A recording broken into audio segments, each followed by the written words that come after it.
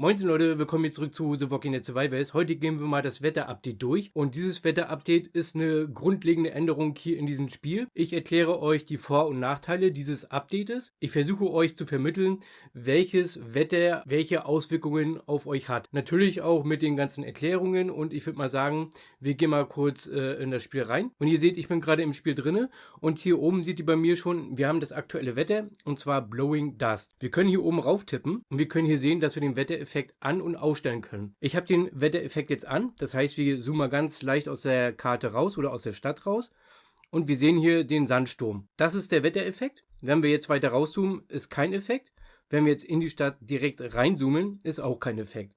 Wenn ihr das nicht möchtet, klickt ihr natürlich wieder hier oben drauf, geht auf Turn Off, ne, dann können wir es mal testen und der Effekt ist weg. Ja, also ihr könnt jeden Wettereffekt darstellen oder halt auch ausschalten. Okay, gut. Wir klicken aber nochmal da oben drauf. Wir können natürlich auch Punkte sammeln. Was du dafür machen musst, steht immer dabei. Hier ist es zum Beispiel Ausdauer verwenden.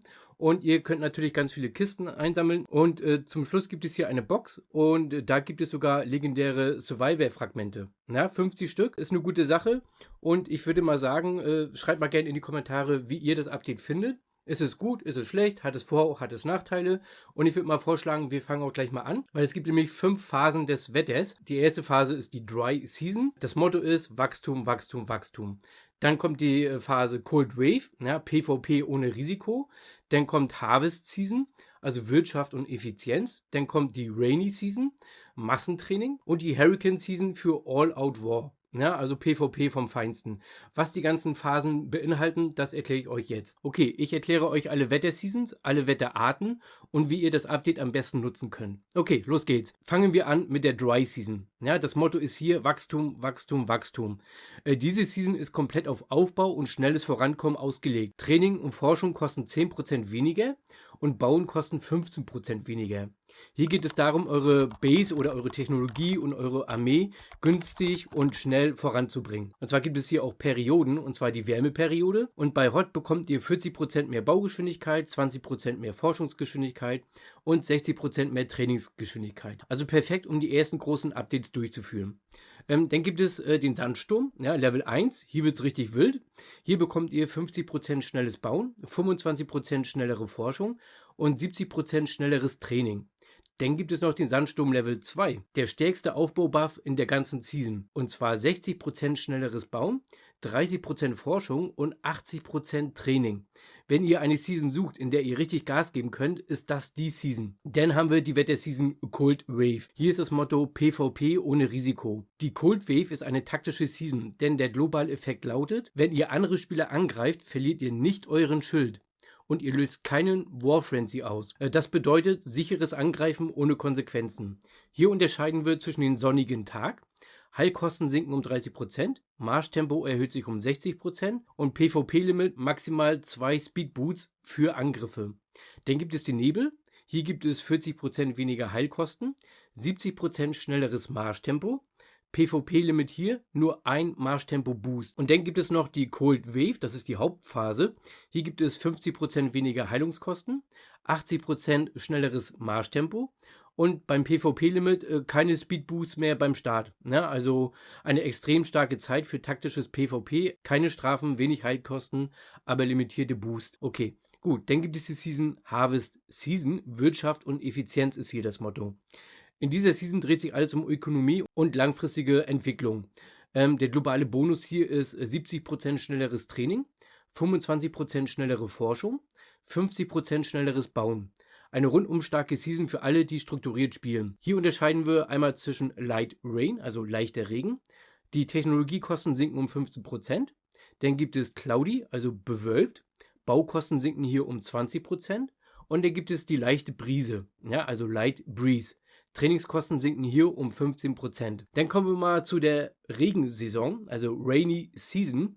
Das Motto hier ist Massentraining. Diese Season ist ideal, wenn ihr eure Armee komplett aufstocken wollt. Der globale Bonus hier beträgt Trainingskosten senken um 15%. Hier gibt es natürlich auch wieder der Nebel. Hier gibt es den dichten Nebel. Er bringt dir 10% weniger Trainingskosten und 60% schnelleres Training. Dann gibt es den Starkregen. Hier gibt es 15% weniger Trainingskosten und 70% Trainingsspeed, also Ausbildungsgeschwindigkeit. Dann gibt es das Gewitter. Hier gibt es 20% weniger Trainingskosten und 80% Trainingsgeschwindigkeit. Also kurz gesagt, in dieser Season baut ihr eure Armee schneller auf als jemals zuvor. Dann gibt es noch die Season Hurricane, also die Hurricane Season. Das Motto hier ist All Out War. Jetzt wird es richtig heftig. In der Hurricane Season liegt der Fokus komplett auf Krieg und Expansion.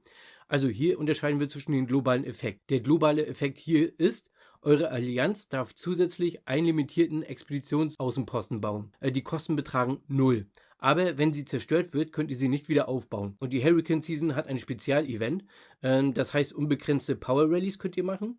Und ihr könnt auch unbegrenzt verstärken. Und das Beste ist, ohne Items zu verbrauchen. Hier gibt es auch die Wetterphase bewölkt. Das heißt, Rallykosten sinken um 16 Ausdauer. 15% eurer Soldaten sind immun gegen Verletzungen. Dann gibt es natürlich den starken Wind. Rallykosten 14 Ausdauer, 20% Immunität. Dann gibt es natürlich die Hurricanes, also die Hauptphase. Die Rallykosten betragen hier nur 12 Ausdauer und 25% Immunität. Und das ist die aggressivste Phase des Spiels, also perfekt für Allianzen, die die Map dominieren wollen. Meine Empfehlung, also so würde ich das Update spielen. In der Dry Season würde ich mich aufbauen. In der Cold Wave würde ich ein bisschen PvP machen. In der Harvest Season würde ich meine Wirtschaft stärken. In der Rainy Season Massentraining.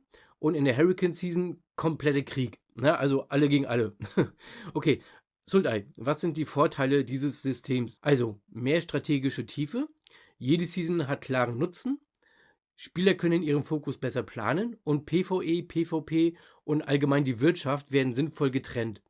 Nachteile gibt es natürlich auch. Du hast einen hohen Druck, optimal zu spielen. Neue Spieler könnten überfordert sein.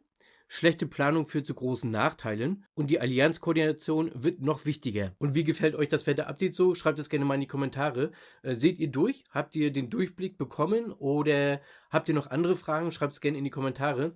Ansonsten könnt ihr auch auf mein Discord kommen und könnt da die Fragen stellen. Wir versuchen die zu beantworten. Ansonsten sehen wir uns im nächsten Video. Habt Spaß mit dem Wetter-Update und vergesst nicht die Belohnungen einzusammeln. Und ich würde mal sagen, bis zum nächsten Mal. Euer Sultai.